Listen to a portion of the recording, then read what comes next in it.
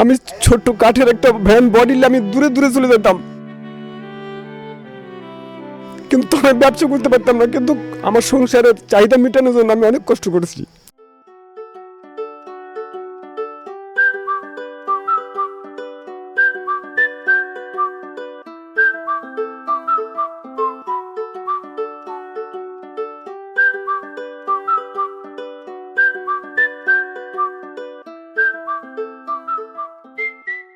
দর্শক, আপনারা দেখছেন বিডি অনলাইন নিউজ 24। আজকে আমরা এমন একটি মানুষের সাথে কথা বলবো যিনি তার সততা এবং পরিশ্রমের মাধ্যমে সফল হয়েছেন। তিনি আমাদের সকলের প্রিয় সাইদুর ভাই। চলুন তার সাথে কথা বলি। সাইদুর ভাই, আপনি কেমন আছেন? আলহামদুলিল্লাহ, ভালো আছি। আপনার খাবার তো অনেক জনপ্রিয়, এটা শুরু করলেন কবে? আমার খাবারটা জনপ্রিয়, সেটা সম্পূর্ণই জনগণের এবং আমার কাস্টমারের উপর নির্ভর, আপনাদের উপর নির্ভর করে। এবং আমি আমার সাধ্যমতো চেষ্টা করি রুচিশীল খাবার দেওয়ার জন্য। এবং আমি এটা শুরু করি আজ থেকে 8 বছর আগে। আমার ব্যবসাটা আসলে খুব কষ্টের মাধ্যমে আমি শুরু করি, যেটা আসলে আমি কোনোদিন ভাবতে পারিনি এই পর্যন্ত আমি বটতলা দাঁড়াবো উদনপাড়া ব্রিজে।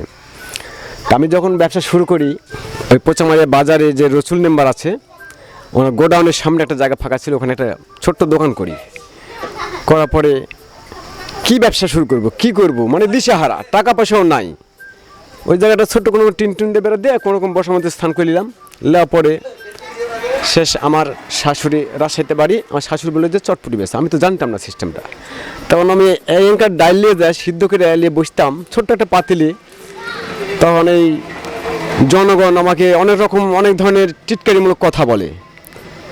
তো যাই হোক, এর মধ্যে দিয়ে আমি যে কীভাবে এটাকে আগানো যায় বা সামনের দিকে আমি কীভাবে আরও উন্নত করব, অনেক পরিশ্রমের পরে যেটা চটপটি বলতে যেটা বোঝায় এখন সেটা আমি আমার ক্যাপচারে আনিয়েছি। এবং এই এলাকা শিলমারা পুঠিয়া থানার মধ্যে এই শিলমারা ইউনিয়নে একটা নাম করা হয়ে গেছে। আমার চটপটির নাম ছিল বন্ধু চটপটি। আমি এক সময় প্রাইভেট কোম্পানিতে চাকরি করতাম। চাকরি ছেড়ে দিয়ে আসার পরে বিদেশের জন্য 50,000 টাকা জমা দিয়েছিলাম। দেওয়ার পরে 8 মাস ঘোরার পরে যখন হলো না, তখন লাস্ট আমি আমার জীবনের কর্ম হিসেবে, বন্ধু হিসেবে আমি এই বন্ধু চটপটিকেই বেছে নিয়েছিলাম। এই কারণে আজ আমি অনেক দূর আগাছি। আমার ব্যবসাটা আসলে আমার অনেক সয়ে গেছে। এখন তো এই উদনপাড়া ব্রিজের উপরে একটা কফি হাউস বানাইছি। এখানে ইনশাল্লাহ খুব ভালোই চলে, দূর দূরান্ত থেকে কাস্টমারগুলো আসে।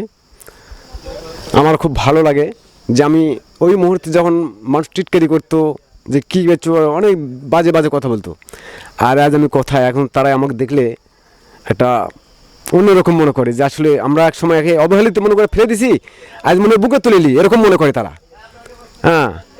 আর আমার কাস্টমারের যে ভালোবাসা পাইছি, এটা আসলে আমার বলার মতো কিছু না। আমি অনেক কষ্ট করছি, জানেন না।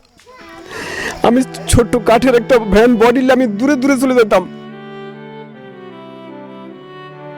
কিন্তু আমি ব্যবসা করতে পারতাম না। কিন্তু আমার সংসারের চাহিদা মেটানোর জন্য আমি অনেক কষ্ট করেছি। আজ ধরেন সেই কষ্টের বিনিময়ে আজ আমার কাস্টমার জনগণ আমাকে সে ভালোবাসা দিয়েছে, আর আমি তাই ছিল এখন অনেক দূর হয়ে গেছি। আমি ইনশাল্লাহ আমি আমার জনগণের প্রতি আহ্বান রাখি যে আপনিভাবে আসবেন, আমাকে একটু ভালোবাসা দেবেন, আমি আপনাদেরকে শ্রদ্ধা সম্মান দেখাবো, এটাই আমার কাম্য।